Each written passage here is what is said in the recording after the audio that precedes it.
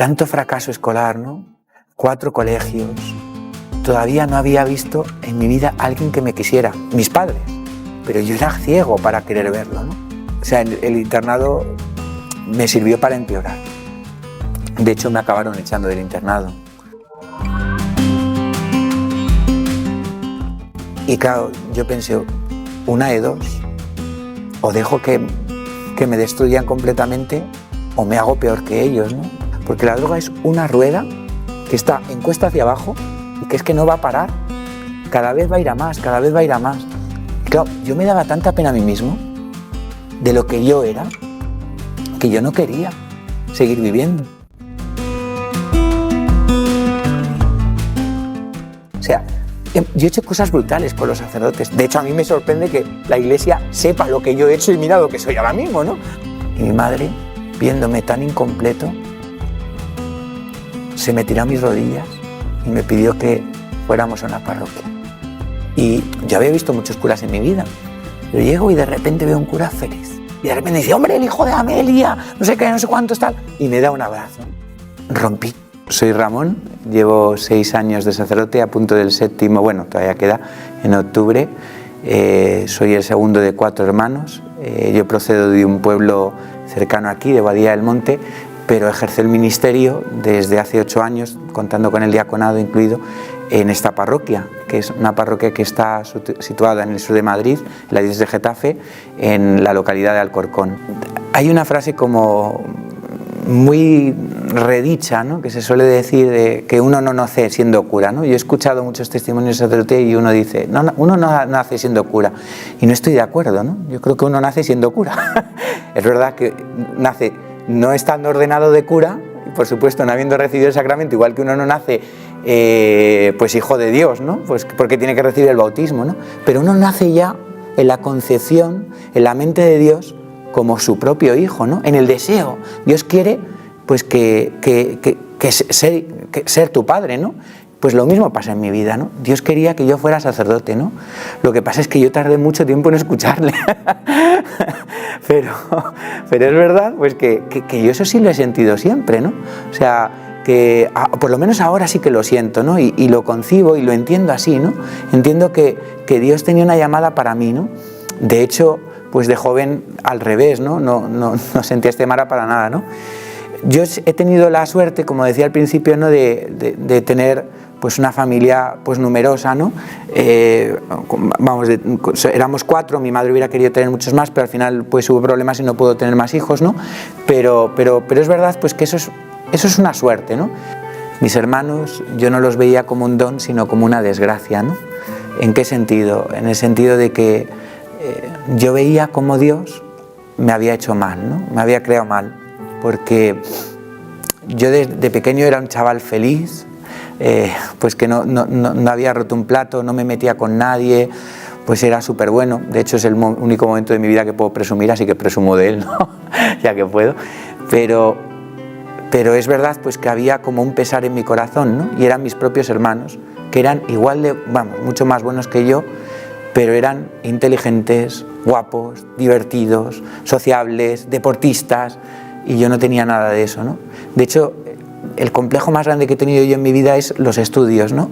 Mis hermanos eran todos de notazas y yo era de suspensos, ¿no? Y eso a mí me hacía muchísimo sufrir. De hecho, era lo que más me hacía sufrir, ¿no?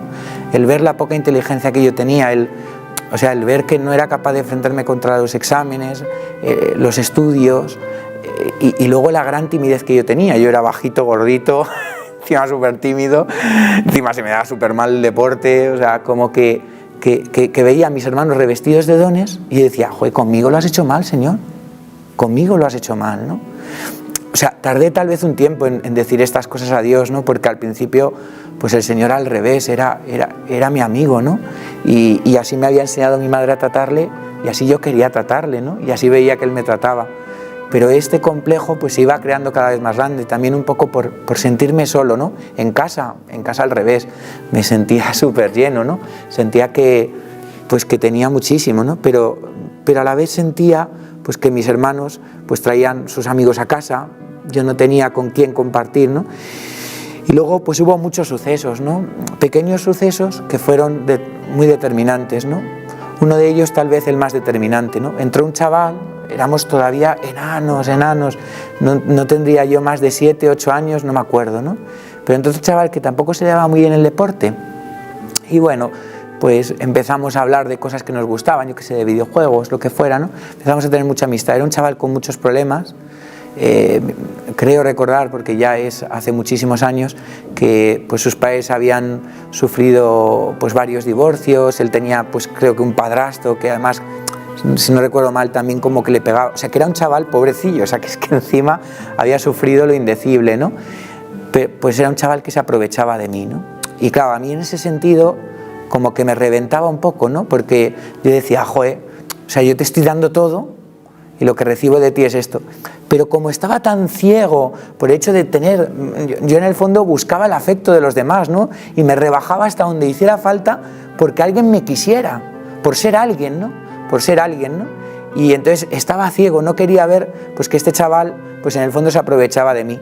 De hecho, un día rompí un trabajo que tal vez para mí ahora mismo no es importante, pero para un niño de 7 años lo era, ¿no? Rompí un trabajo enorme de clase que llevábamos muchísimo tiempo haciendo y tal, no sé qué, y claro, me echó las culpas a mí, ¿no? Yo de hecho le defendí delante de la profesora diciendo este no ha sido y tal, y cuando todo el mundo me acusó a mí y me enteré de que era él el que me había acusado a mí, claro, el corazón se me partió en dos, ¿no? Me acuerdo que era súper chaval, pero me acuerdo que perfectamente ese día dejé de creer en Dios, ¿no? Porque dije, Señor, yo he seguido lo que tú me has dicho.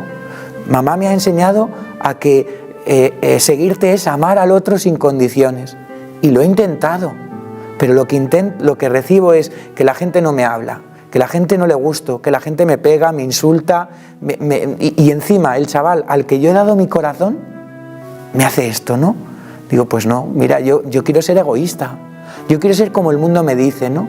Sé que tal vez pueden parecer razonamientos como demasiado elevados para un niño de 7 años, pero de verdad que siento que lo que os estoy contando es así. O sea, que es que yo en ese momento sentí, tal vez no con las mismas palabras con las que la expreso hoy con 33 años, pero sentí todo esto en ese momento. De hecho, me acuerdo que estaba cercana a mi primera comunión y ya no había ilusión por recibir a Jesús, ¿no? Porque sentía o que Jesús no existía o que Jesús era un traidor, ¿no? Una de dos, ¿no? Y que a otros había revestido de una serie de oportunidades que a mí no me había dado, ¿no? Y por eso, pues empezó en mí una etapa muy egoísta, ¿no? Miraba solo por mí mismo, ¿no? Y también con mucho odio, ¿no? Como entendiendo que de los demás solo se podían sacar cosas, no que en el fondo se podía dar, ¿no? Yo tenía que rodearme de gente que me aportara algo, ¿no? No a la que yo pudiera aportar, ¿no? Entonces empecé a ser selectivo en las amistades, ¿no? En el sentido de que me empecé a juntar con la gente que fuera de mi clase. Y en ese momento pues me empezó a gustar el monopatín, el hip hop, el rap, el graffiti, todas estas cosas. De hecho se me empezó a dar un poco bien todo este mundo, ¿no? Pero claro, este mundo también está rodeado muchas veces de muchos rostros, ¿no? De muchas caras, ¿no? En el fondo yo creo que cuando uno entra a la adolescencia como que uno se pone la careta de lo que uno espera ser, ¿no? Y de lo que uno no llega a ser. Por eso yo creo que la adolescencia es un momento en el que uno nunca se siente del todo saciado o nunca lleno, ¿no? Porque claro, tú eres otra persona, tú no eres esa persona. Entonces, por mucho que quieras darle a esas personas y la gente admire a esas personas, a esa persona que tú te has proyectado, nunca en el fondo vas a sentirte querido porque tú no eres ese. Y eso es lo que a mí me pasaba. Yo cada vez era más esa persona que quería ser, pero en el fondo yo no era ese. O sea, por supuesto que esa apariencia la gente le tenía clarísima que yo era, que hacía creer a la gente que yo era esa persona, pero yo en el fondo no era esa persona. Por eso, el buscar el amor ahí tampoco me sentía querido, ¿no? El buscar el afecto, el buscar ser entendido, ser comprendido, ser valorado, no me llenaba, ¿no? De hecho, los estudios iban igual de mal. Y pues superé esa timidez pues desde una agresividad, ¿no? Desde una agresividad pues con los compañeros, con tal, todo en el fondo un mundo de apariencias, ¿no? Un mundo de caretas, ¿no?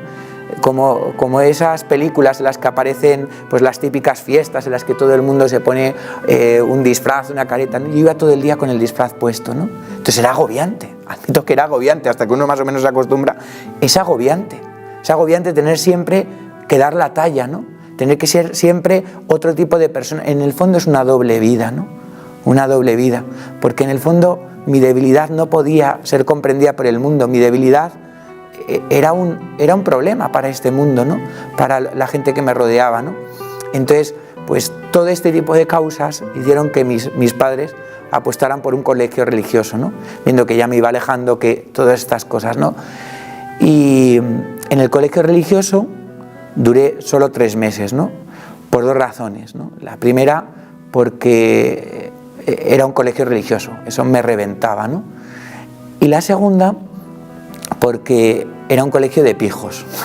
Entonces era como todo lo contrario de lo que yo quería ser, ¿no? De hecho, me hace gracia, ¿no? Se lo digo muchas veces a la gente de la parroquia, ¿no? Odiaba los mocasines, ¿no? Me parecían los zapatos, y ahora los llevo todos los días, porque me parecen los zapatos más cómodos, pero me parecía como de una estructura, ¿no? Yo en ese momento era como de todo tribus urbanas, ¿no? Y entonces estaban los pijos y no sé qué. O sea, en el fondo era un clasista, ¿no? Era un clasista porque no miraba el fondo de las personas, ¿no? Sino su apariencia, ¿no? Había entrado precisamente lo que detestaba cuando era pequeño, ¿no? Había entrado en el mismo juego, ¿no?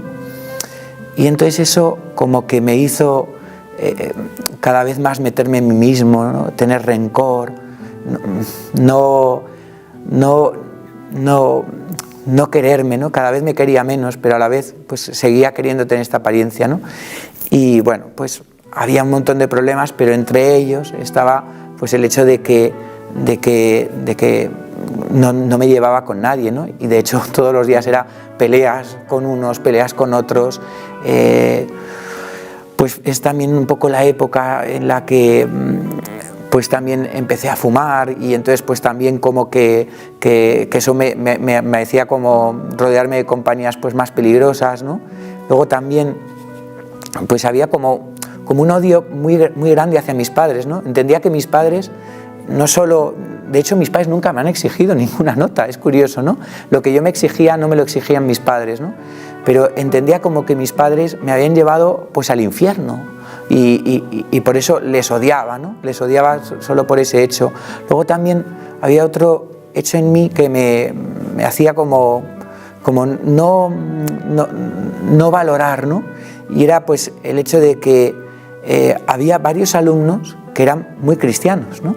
Y como que querían acercarse a mí, ¿no? Querían ayudarme, me veían con problemas, y claro, a mí eso me reventaba aún más, ¿no? Me reventaba como que esa fachada como que fuera descubierta, ¿no? Como que en el fondo esa gente se diera cuenta, todo esto en segundo de eso, que es que también seguíamos siendo micos, ¿no? Estábamos estrenando la adolescencia, pues 13, 14 años, ¿no? Y sin embargo esos chavales eran capaces de ver más que yo, ¿no? Total, que pues pasaron muchas cosas, ¿no? Pero entre ellas hubo 2 determinantes que hicieron que yo me fuera de ese colegio, vamos, que me echaran, ¿no? Y fue una, pues que todo este proceso os lo cuento muy brevemente, ¿no? Pero yo cada vez iba alimentando más ira, más rencor dentro de mi corazón, ¿no? Entonces, pues hubo un día que odiaba todo tanto que se me fue la cabeza, ¿no? Cogí un bidón de gasolina, empecé a prenderlo por un pasillo y empezó a arder, no todo un edificio, pero sí parte de un edificio, ¿no? De hecho, tuvieron que venir los bomberos, ¿no? Y claro, era como acabar con eso, ¿no? Acabar con lo que yo odiaba, con lo que no conseguía, ¿no? Y luego otro chaval que había depositado una confianza grande en mí, me había dicho pues que por primera vez iba a poder comprar el regalo de Navidad a sus padres, no sé qué, y entonces como que había ahorrado un montón de dinero y había traído lo que en ese momento eran 40.000 pesetas, hoy en día no es nada, supongo, no sé, transformado en euros lo que será, pero en ese momento, en mi época, era muchísimo dinero. Entonces yo se lo robé y ahí sí me pillaron, igual que con lo del edificio no me pillaron, ahí sí me pillaron, ¿no? Y yo en el fondo era todo llamadas de atención, yo quería llamar la atención, yo quería ser protagonista, yo quería que los demás vieran que yo era el más valiente, el más grande, el más no sé qué, toda una fachada, ¿no? Y de repente me sentí indefenso, ¿no? Ante 4 profesores, el director en medio, preguntándome, ¿no? Diciendo, pero tú te das cuenta de que cada vez tienes más problemas, de qué tal, de que has hecho este grafiti en el colegio, de qué tal, de que... Me empezaron a saltar todos los trapos sucios que yo había hecho y que yo entendía que ellos podían saber que los había hecho, pero tampoco los había tan seguro, ¿no? Y de repente, claro, estaba como asustado, ¿no? Viendo pues ¿qué me puede pasar en este momento, ¿no? Y me dicen, mira, hemos decidido que el único castigo que te vamos a imponer es que se lo digas a tus padres. Yo en ese momento, aunque os parezca mentira, como que me alegré, o sea, como si se bajara un peso de encima, ¿no? Y dije, ¿solo es esto? Va, fenomenal. Digo, esto se lo digo chupado. Me acuerdo que era un viernes, digo, se lo digo chupado este fin de semana. Pues fui incapaz. O sea, fui incapaz de enfrentarme a la realidad de mis padres. Y no tanto porque les tuviera miedo, sino porque todavía tenía corazón. O sea, todo ese odio que había en mí todavía no había terminado de cargarse el corazón que tenía, ¿no? Y era incapaz de pensar, pues, en las lágrimas de mi madre, ¿no? En que otra vez le había partido el corazón, que todo eso, ¿no? Y a mi padre igual, ¿no? No quería defraudarles, ¿no? Porque en el fondo me he pasado la vida así, de hecho todavía soy un poco así, ¿no? Como que vivo como un poco no queriendo defraudar, porque en el fondo es un amor propio gigantesco, ¿no? Y en el fondo siempre es un poco, pues, en esta esclavitud del qué dirán, ¿no? Del qué dirán, pues que a mí me esclavizaba en ese momento, ¿no? Pero en ese momento también desde cierto amor, ¿no?, que tenían mis padres, porque al final mis padres en todo este proceso no habían dejado de quererme. Claro, o sea, lo sorprendente es que mis padres no me habían mandado a la porra o a freír espárragos, sino que habían seguido apostando por mí, ¿no? Entonces, claro, todo eso a mí todavía no tenía el corazón tan duro como para no darme cuenta, ¿no? Total, que llegó el lunes, me preguntaron, yo dije que sí, que por supuesto que lo había dicho, llamaron a mi casa y se dieron cuenta de que no, por supuesto que no lo había dicho. Mi madre me recibió ese día en la ruta, pues como todos los días, nos recibía a mis hermanos y a mí, ¿no? Y lo primero que hizo, como siempre, fue abrazarme, ¿no? Pero en su rostro había algo distinto a lo de otros días, y es que ese día estaba llorando, ¿no? Ese día en su rostro había lágrimas, ¿no? Pero no eran lágrimas de decepción, no eran lágrimas de enfado, eran lágrimas de pena, ¿no? De tristeza, de amor, de querer darme más, ¿no? De sentirse incluso ella decepcionada tal vez con ella misma, como diciendo, quiero darle más, ¿no? Quiero ayudarle, ¿no? ¿Cómo puedo ayudarle, no? Tal vez le he dejado solo, ¿no? Entonces, claro, pues todo eso a mí me situaba en una posición, pues claro, que me hacía más indefenso aún, ¿no? Claro, mi madre es todo ternura y mi padre es todo ternura, pero también tiene carácter. Mi madre también, ¿eh? De hecho, yo siempre digo que el mal genio de mi madre no cabe en esta parroquia, con lo buena que es, y la cabezonería de mi padre no cabe en Alcorcón, ¿no? O sea, es tremendo mi padre. Pero es los dos, igual de tendrán mal genio, cabezonería, o sea, son estupendos, ¿no? Son los dos mejores padres que Dios podía haber pensado para mí, ¿no? O sea, los mejores. De hecho, cuando pienso en la Virgen y San José, digo, no se deben de diferenciar mucho de Ramón y Amelia, ¿no? O sea, algo así, ¿no? Ojalá les valorara más, pero de verdad que al menos en el fondo del corazón sí que lo creo, ¿no? Total, que viene mi padre y yo asustado, ¿no? Asustado diciendo, me va a dar un tortazo que se me van a quedar los 5 dedos de la mano pegados para toda mi vida, marcados aquí en la cara, ¿no? En el rostro. Pero no. O sea, se bajó del coche, se tiró a mis rodillas y me pidió perdón, ¿no? Y claro, cuando alguien te pide perdón por algo que tú has hecho, descoloca totalmente, ¿no? Porque dices, perdona, el que he hecho algo he sido yo, no has sido tú, ¿no? Pero en el fondo ellos sentían que tenían que darme más, ¿no? Que tal vez me habían dejado solo, indefenso, que tal vez habían tomado las decisiones mal, que no sé qué. En el colegio no podía seguir, ¿no? Y entonces, bueno, en el colegio, gracias a Dios, me recomendaron otro sitio para seguir, ¿no? Había un reformatorio en Sigüenza, en la provincia de Guadalajara, se llamaba la Sagrada Familia, era un colegio que estaba llevado por la diócesis, por curas, los mejores curas que yo he conocido en mi vida. Pues para chicos con muchos problemas. Allí se llegaba, pues no solo con los problemas que yo traía, ¿no? Sino con problemas mucho más graves, ¿no? Problemas de drogadicción, verdadera delincuencia, o sea, violencia de familias, violencia a veces real, ¿no? De todo, ¿no? De todo. Y pues claro, yo llegué allí. Y yo llegué con 2 problemas, ¿no? El primero, que nunca había repetido. Es verdad que, como os he dicho antes, o sea, los estudios se me dan fatal, pero gracias a mis padres, pues lo conseguí sacar todo en septiembre, ¿no? Pero la gente que había estado allí, de verdad, habían repetido como mínimo 2 o 3 veces, ¿no? Entonces, claro, yo era demasiado pequeño para los de mi curso, ¿no? Los que estaban en mi clase, todos me sacaban 2 o 3 años, ¿no? Y luego además yo llegaba con un problema añadido, y es que yo no llegaba desde el principio de curso, que es cuando empieza a conocerse la gente, sino llegaba ya casi a mitad de curso, ¿no? Bueno, después de Navidades, ¿no? Para el segundo cuatrimestre. Y claro, la gente ya se conocía, se trataba, yo llegaba como un novato, ¿no? Y encima como un niño, ¿no? Entonces, claro, esto hizo que la gente, pues otra vez más, me dejaran de lado, ¿no? Nadie quería hablarme, nadie quería tener trato conmigo, yo intentaba acercarme, veía que había grupitos ya hechos, entonces claro, yo me empezaba a sentir solo. Era la primera vez que estaba tanto tiempo de mi casa, de hecho era la primera vez que veía la nieve, porque un tío pues de Madrid, como yo, pues claro, no habíamos visto la nieve más que si vamos a la sierra, y de repente llego a Sigüenza, todo lleno de nieve, con unas estalactitas de hielo tremendas. Entonces claro, hasta el mismo lugar era como difícil. Yo dormía con otros 7 personas en una habitación, yo estaba acostumbrado pues a dormir como mucho con mi hermano, entonces claro, era todo muy distinto, ¿no? O sea, el internado me sirvió para empeorar. De hecho me acabaron echando del internado. En el internado me sirvió para empeorar por un motivo, ¿no? Porque al sentirme tan solo, también como que sentía mucho miedo, ¿no? Sentí miedo por 2 cosas. La primera por sentirme solo, y la segunda por lo que yo veía ahí, ¿no? Claro, yo había llegado a unos puntos pues ciertamente peligrosos, pero claro, allí verdaderamente era un peligro vivir, porque o sea, se veían pistolas, navajas, drogas de todo tipo. Claro, yo había probado los porros, pero yo no había visto nunca cocaína, heroína. Claro, todas esas cosas a mí me asustaban, ¿no? Porque todavía me daban como cierto respeto. Luego estudiábamos con internado con chicas, ¿no? No os queréis imaginar lo que pasaba en los baños, ¿no?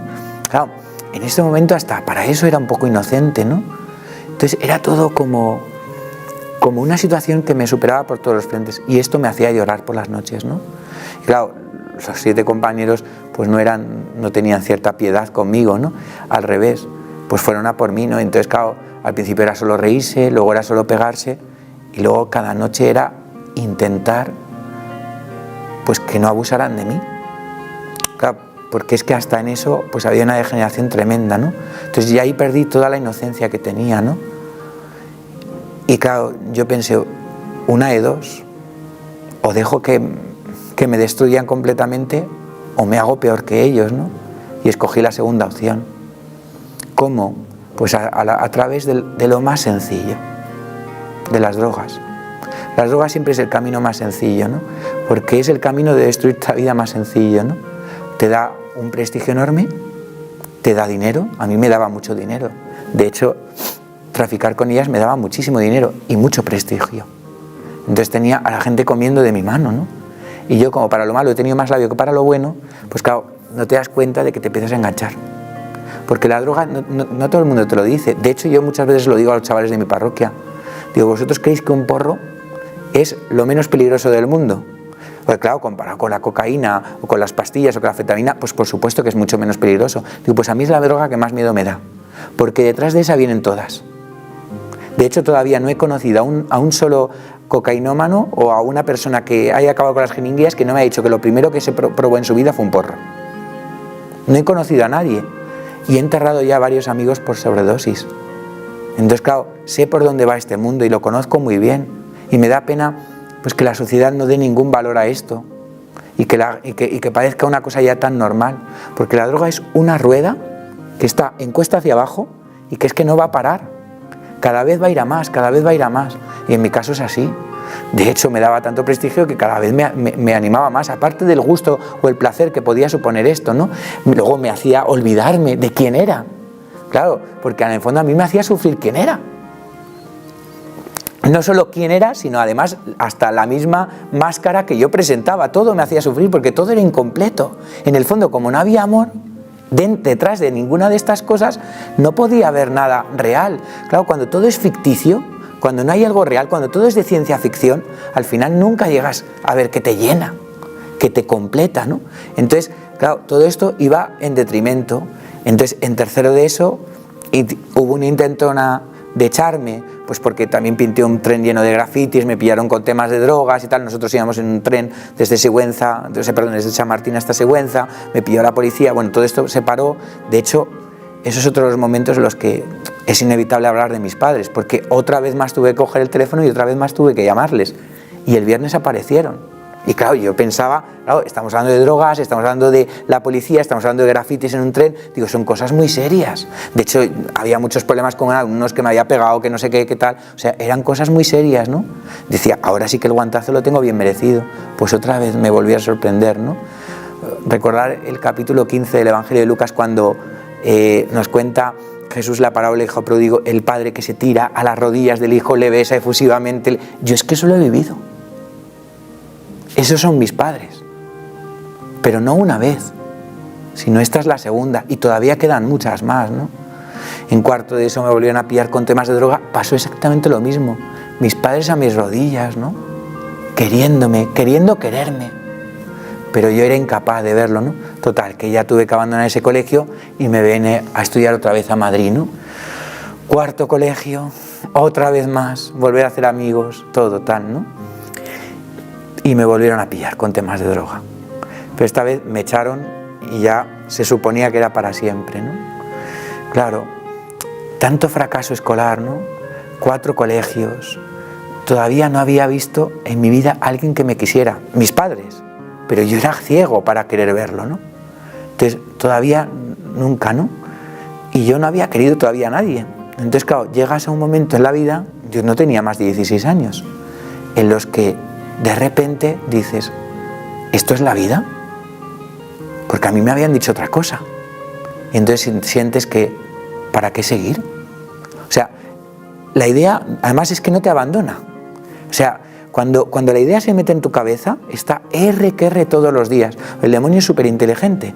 Entonces, claro, te empieza a pensar, te empieza a ver, o sea, el demonio solo tiene que hacer una cosa. Quitarte el disfraz y que te veas. Con eso ya te ha convencido. Y claro, a mí me quitó el disfraz y me dijo, este eres tú. Y claro, yo me daba tanta pena a mí mismo de lo que yo era, que yo no quería seguir viviendo una vida con la vida que yo llevaba. ¿Podía tenerlo todo? Pues sí, todo lo que para el mundo es importante, relaciones, amistades, chicas, drogas, dinero, todo lo que quisieras. Y a la vez no tenía nada. Porque no tenía amor. Yo esto se lo explico alguna vez a la gente de la parroquia, ¿no? Existen 2 tipos de amores en la vida, ¿no? Existen el amor propio, que lo que hace es destruirte. Porque cuanto más te quieres, menos quieres a los demás. Y luego está el otro tipo de amor, ¿no? Que es el no quererte. El no quererte, pero no en el sentido negativo, sino en el sentido más positivo de todos, ¿no? En el sentido de que no pierdo el tiempo en quererme, porque me es más importante quererte. Claro, eso es lo que nunca había vivido en mi vida. Nunca había querido a nadie. Había perdido tanto tiempo en quererme que lo único que me había hecho era destruirme, ¿no? Mi orgullo, mi vanidad, mi amor propio. Todo eso me había alienado, me había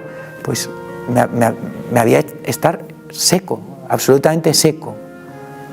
Entonces, claro, te ronda la cabeza, ¿no? Y el demonio te ronda y te ves que en el fondo, si la gente supiera quién es, si la gente supiera tus pensamientos, si la gente supiera tus pecados, si la gente supiera lo rencoroso que eres, si supiera lo que te pasas el día juzgando, si supiera quién eres, lo impuro que eres con el pensamiento, no te querría. Es que ni tus padres te querrían. Porque tus padres han visto la cobertura, pero si vieran el corazón, si vieran el fondo, no te querrían. Entonces, pues quise suicidarme e intenté suicidarme. Lo intenté. Pero Dios puso en mí 2 ángeles, que fueron mis padres. Rezaron, hicieron penitencia, mis hermanos, igual. Y mi madre, viéndome tan incompleto, se me tiró a mis rodillas y me pidió que fuéramos a una parroquia. Había un sacerdote muy joven, muy bueno, que podía ayudarme y tal. La parroquia todavía no estaba ni construida, era un barracón de obra en Boadilla. Y claro, yo llego y yo había visto muchos curas en mi vida, Pero llego y de repente veo un cura feliz. Feliz. Para mí los curas, o sea, era horrible. De hecho, en internado habíamos hecho todo tipo de cosas contra ellos. Les habíamos pegado. Me acuerdo una vez, que esto no se me olvida, porque es que me duele todavía. Sé que el Señor me lo ha perdonado de sobra, pero me duele, ¿no? Una vez un grupo de chavales, cogemos un crucifijo, lo tiramos. Y yo me acuerdo del cura llorando, ¿no? Llorando porque estábamos todos miccionando encima, ¿no? O sea, yo he hecho cosas brutales con los sacerdotes. De hecho, a mí me sorprende que la Iglesia sepa lo que yo he hecho y mira lo que soy ahora mismo, ¿no? O sea, lo de la misericordia de la Iglesia de verdad que me descoloca, ¿no? Me descoloca. Pero claro, yo vi a un cura ahí feliz, ¿no? Y es que me acuerdo perfectamente que solo ese hecho ya me cambió. O sea, fue una de las 1000 cosas de las que Dios se sirvió para volver a enamorar mi corazón, ¿no? Ver a un cura feliz porque yo decía, este tío no tiene nada. O sea, yo tengo todo lo que el mundo desea. Este chico tiene, este cura tiene todo lo que el mundo dice que no es la felicidad, y yo veo que él es feliz y yo no lo soy. Yo he seguido al pie de la letra los consejos del mundo, al pie de la letra. No me he saltado un párrafo ni una tilde. Y lo que ha servido es que esté más vacío. Este hombre ha hecho todo lo contrario de lo que el mundo dice y es feliz. Claro, de repente este cura me ve y de repente me sonríe, ¿no? Sin conocerme de nada. Se acerca y me pregunta, ¿quién eres? Y me dice, pero le digo, bueno, es que a mí me conocen por Pachús, ¿no? Entonces le dije Pachús. Y de repente dice, hombre, el hijo de Amelia, no sé qué, no sé cuánto es tal. Y me da un abrazo, ¿no? Hasta ese momento nadie me había dado un abrazo en mi vida, ¿no? Claro, rompí. O sea, en ese momento rompí a llorar. El pobre me sentó en una silla en su despacho y empezó a escucharme, ¿no? Y empecé a contarle todo, con más pelos y señales que os lo he contado a vosotros. Todavía no me volvéis a invitar a vuestro programa. Pero, o sea, con una claridad. Me acuerdo que es la primera persona a la que no he mentido. Yo mentía a todo el mundo, de hecho me mentía a mí mismo. O sea, todo era una máscara. De repente me quité el disfraz. Y claro, yo se lo digo muchas veces a él, ¿no? Bueno, se lo he dicho alguna vez. A mí me sorprendió su mirada. Su mirada no fue una mirada de juicio, que era la que el demonio me había prometido si yo me quitaba el disfraz. No fue una mirada de odio, de rencor. Fue, y puedo decirlo literalmente, la mirada de Dios. Claro, de hecho me descolocó tanto que él sonreía. Entonces decía, una de dos, o no se entera o no me hace caso, porque es que no puede ser. O sea, yo le estoy contando aquí una serie de barbaridades gigantescas y es que no me hace caso. Este tío no me está haciendo caso. De hecho, casi hasta me enfadaba, o sea, por dentro, ¿no? Diciendo, o sea, estoy perdiendo el tiempo aquí 2 horas. Claro, termina y me dice, ¿y qué? Me dieron unas ganas de reventarle la cabeza a palos, porque con perdón, porque no tengo otra expresión, de cogerle del cuello y estrangularle y decir, o sea, verdaderamente me has hecho perder el tiempo. Pero cuando completé su frase lo entendí todo, ¿no? Me dice, ¿y qué? Si más grande es la misericordia de Dios, ¿no? O sea, como si a un terrorista que ha matado a 1 millón de personas le dicen, ¿y qué? Claro, de repente hay una furia dentro de él, pero a la vez hay como una paz. Una persona que se creía en el infierno, de repente por primera vez se ve en el cielo. Claro, la gratitud hacia Dios de repente explota. O sea, yo en ese momento exploté. O sea, exploté de decir, pero de verdad que el cielo es para mí. O sea, de verdad que todavía no lo he estropeado. De verdad que todavía hay sitio para mí. Claro, entendí quién era Dios. Entendí que el verdadero don que yo le pedía a Dios cuando era pequeño era la misericordia. O sea, yo lo que yo quería era sentirme querido. Y yo le echaba las culpas a Dios cuando Dios era el único que me quería de verdad. O sea, le echaba las culpas precisamente al único que me quería tal y como yo era. Que no necesitaba que yo fuera delgado, que no necesitaba que yo fuera inteligente, que no necesitaba que yo fuera más alto, que le parecía perfecto. Hasta incluso siendo más pecador, no conseguía cambiar la concepción que Dios tenía sobre mí. Entendí que Dios era mi Padre. En esa misma confesión, De hecho, Javier me puso en ese momento una cruz en las manos. De hecho, no se ha separado de mí hasta entonces, ¿no? Y me acuerdo, pues eso, ¿no? Que que yo miraba la cruz y decía, pero ¿de verdad? ¿De verdad que me quieres tanto? Casi como un adolescente con coletas que está todo el rato pensando lo muchísimo que le quiere el novio, ¿no? Y está allí como haciéndose la película de Disney. Pues así es como me sentía yo. Pero claro, no como el adolescente que vive en un mundo ficticio. Es que en este momento no era ficticio, era real. O sea, veías la cruz y es que eso eran hechos reales. Eran hechos concretos, o sea, eso era verdad. Jesús había puesto una corona de espinas, se había clavado en las manos y los pies a un madero, había destrozado su espalda. O sea, era verdad. Y no lo había hecho por mí, como dice la Escritura, cuando soy justo, que por eso lo hace cualquiera. No, que estamos hablando de que era un sinvergüenza. Y que Jesús me quería. Daba la cara por mí, apostaba por mí. Entonces, claro, cambió totalmente todo. ¿Y de ahí entregarte a él?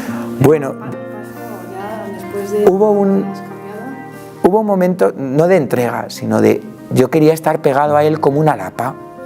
O sea, claro, descubrir a Jesús es querer estar con Jesús. Si no quieres estar con Jesús es que no lo has descubierto. Si vas a misa, con perdón, tal vez puede sonar así un poco, pero si solo vas a misa los domingos y Jesús es algo de los domingos, es que no has descubierto quién es el Señor. Entonces, claro, no es que yo me sienta más. De hecho, yo no creo que yo tenga ningún mérito, sino al revés, soy un egoísta. Y soy tan egoísta que necesito estar con Jesús todos los días. Yo no puedo estar con Él los domingos, porque viendo que Él es lo mejor, pues desde ese momento yo empecé a ir a misa todos los días. Me acuerdo que eso sucedió un 21 de diciembre del año 2001, a las 7 de la tarde, la misa a las 8:30, y desde ese día te puedo decir que he comulgado todos los días de mi vida. De no hacerlo en muchísimo tiempo, hacerlo todos los días. Porque yo entendía que, claro, que ese Jesús luego me lo podía comer.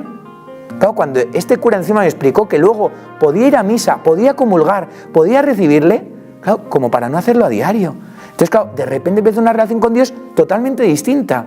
Empecé a comulgar todos los días, empecé a tener dirección espiritual con este sacerdote. Cada vez que pecaba, la iglesia me decía, no te preocupes, te dejo que te confieses. Y yo decía, Dios mío, ¿pero esto ha estado siempre así? Los curas que les había visto 1000 veces ponerse a confesar y no entendía lo que estaban haciendo, que estaban para mí. Para que si yo hubiera tenido un error, de repente podía recibir otra vez el abrazo de Dios, su misericordia, que esto no se agotaba.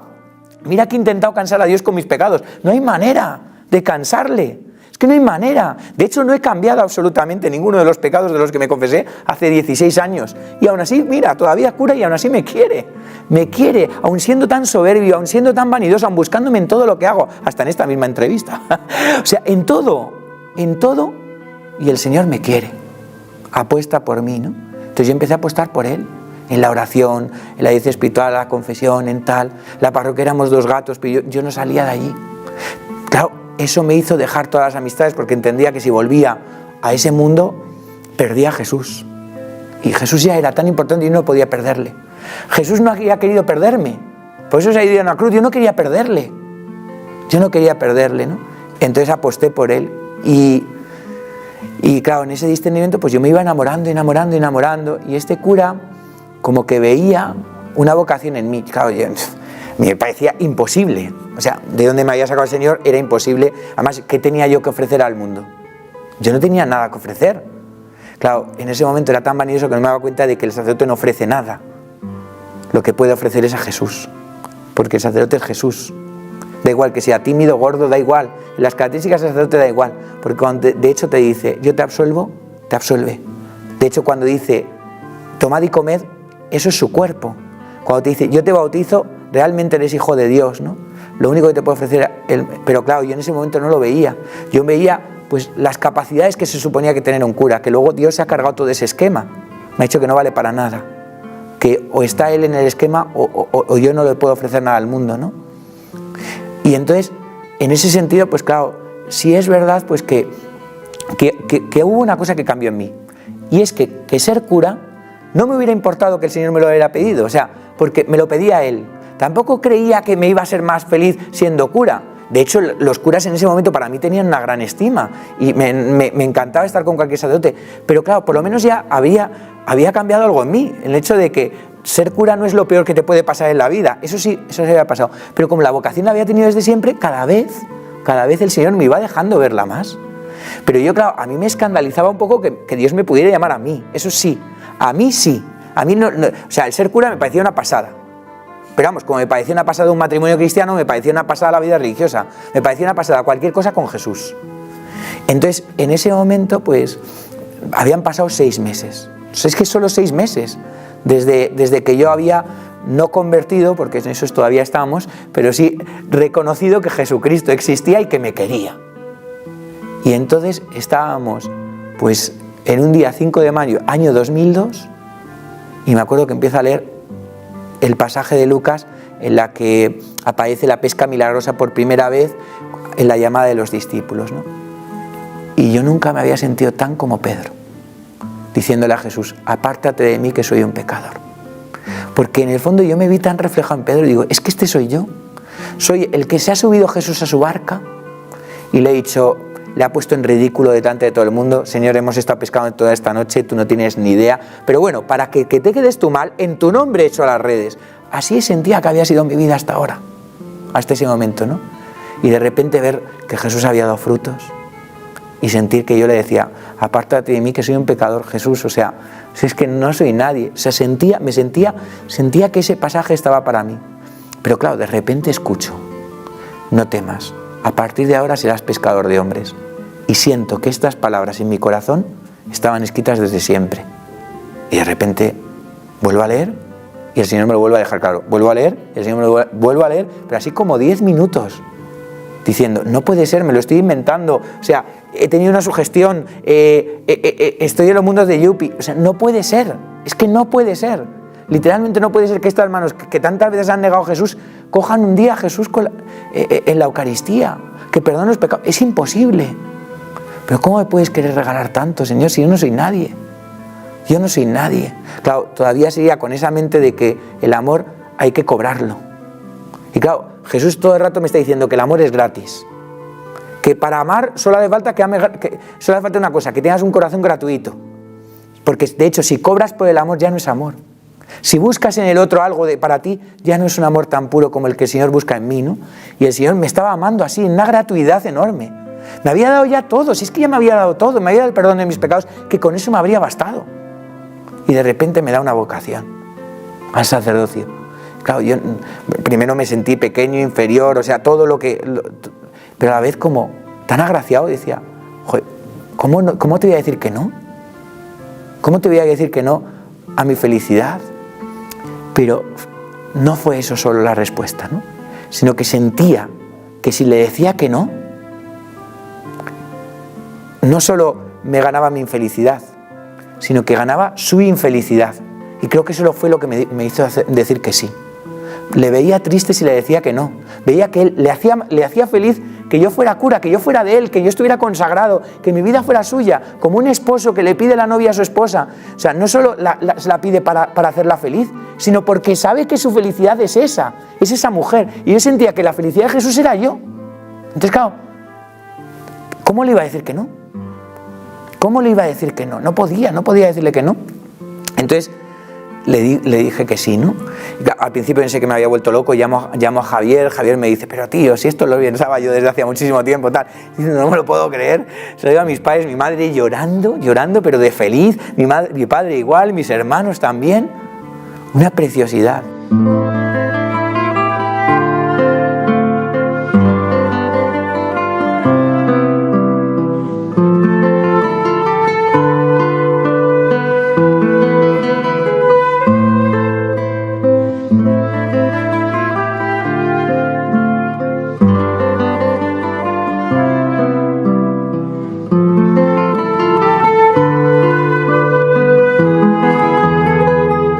El seminario que es el mejor lugar del planeta.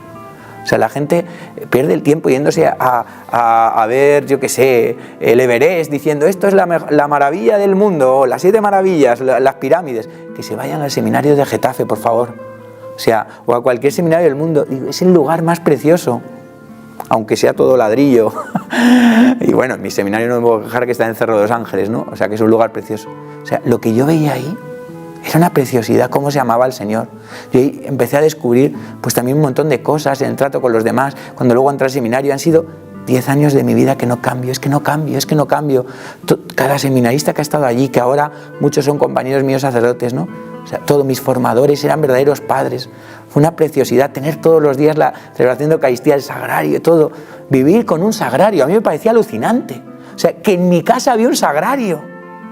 Ahora ya es un poco más común, pero que en mi casa había capilla, o sea, me parecía alucinante. Yo antes tenía que salir de mi casa para ir al sagrario más cercano, que estaba 10 minutos andando, en mi propia casa, accesible a la hora que quisiera. Me levantaba a las 2 y estaba ahí el Señor.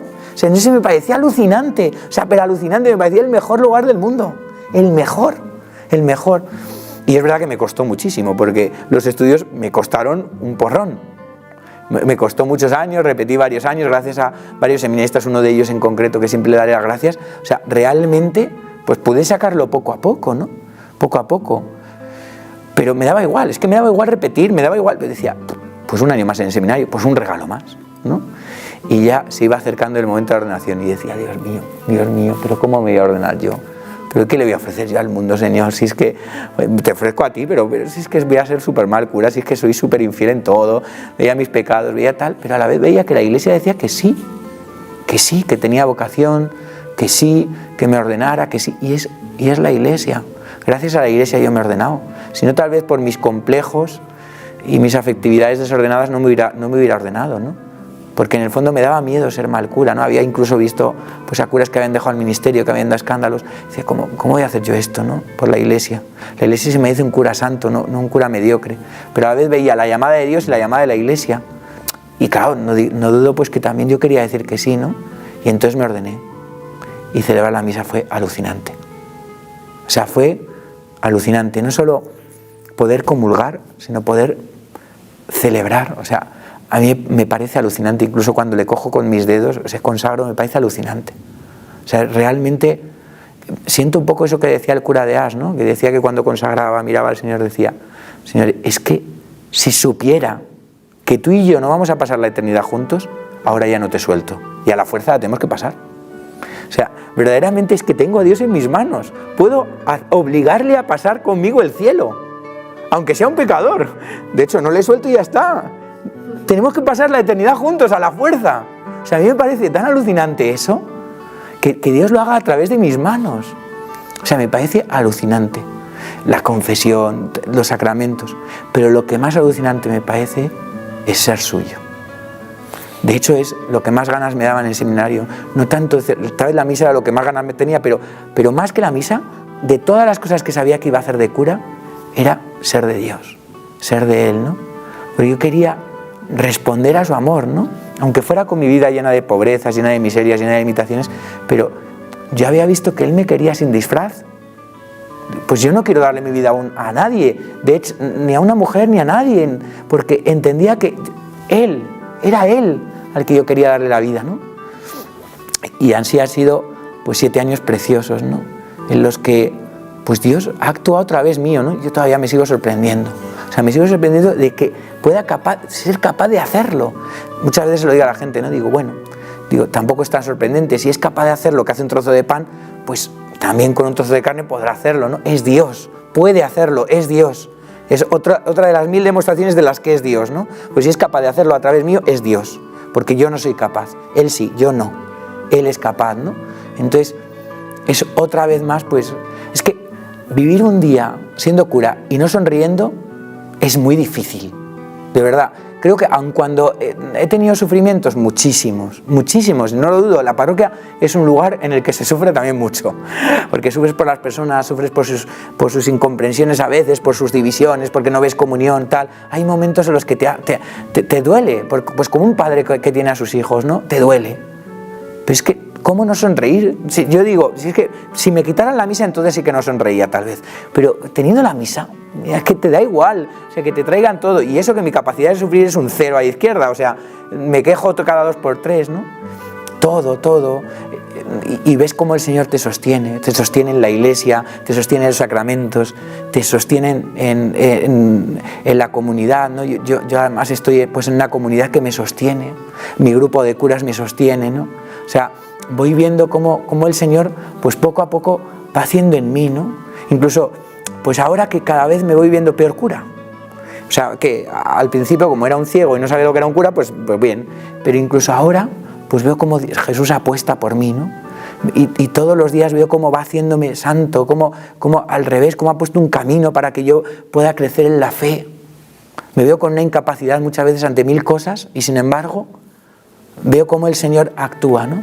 O sea, veo los milagros del Señor, ¿no? Veo realmente pues que Dios existe, que está vivo, que me quiere. No sé, mi vida es como, podría definirlo en una palabra, ¿no? Como un milagro, o sea, como un milagro, todo continuo, todos los días, ¿no?